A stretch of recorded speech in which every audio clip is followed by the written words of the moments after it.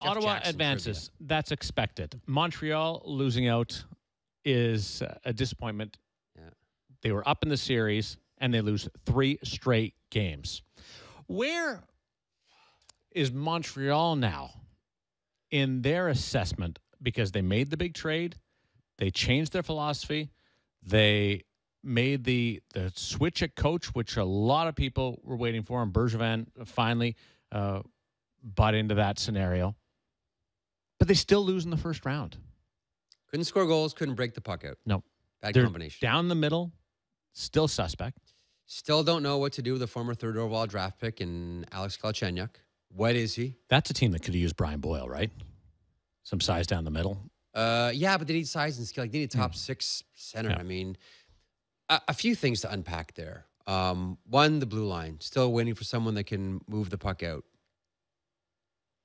Do we want to say the name, or do you want me to keep going? They could have used someone a little bit more dynamic offensively.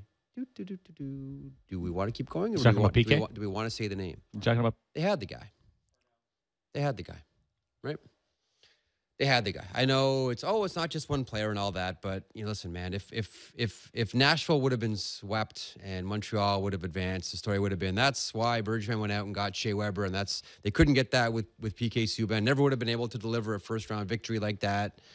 But I mean, they got rid of a player who could have helped in those 2 areas. And it's okay to say, you know what? Missed on the trade. Aside from the Toronto Maple Leafs, Montreal's one of the 7 other teams feeling the same.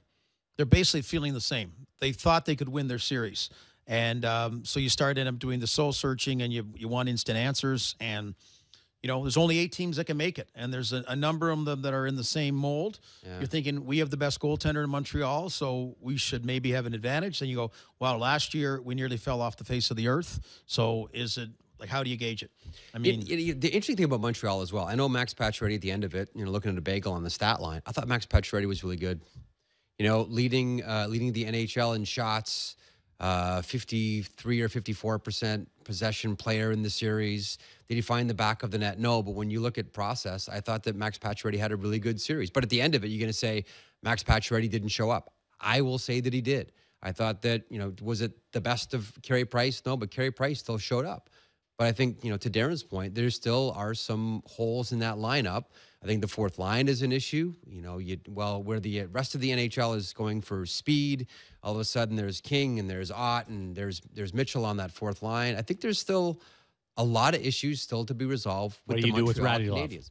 What do you do with Radulov? What's his ticket? He was that was a Hail Mary, and it worked. They got one. Radulov, fantastic. But what do you do with them now? And to Darren's earlier point, what are you doing down the middle? Which has been the hue and cry for Montreal going back to, when they tried to get Matt Sundin. Yeah, and would Radulov, would it be the Alexander Semin long-term contract, which I guess he signed twice, right? Semin. Did the Carolina deal? Yeah, yeah, just that kind of thing. So, and Montreal is a great example about, I love the dressing room because the dressing room is real. I mean, the players there, but you don't want them to make trades because there's popularity elements, whatever. But I'm always curious because they obviously had a vibe about PK that they evaluated differently than the adoration of the fans out there. And so, I'm always wondering, Pacioretty's an interesting one because, did Therrien make those remarks he claimed not to have made in the offseason about him being a terrible captain? And as things played out, then, maybe he did. You're wondering. So I'm curious inside the room how he and others are received and respected, because after last year, you wonder, is it a dysfunction? How does it work inside the room? My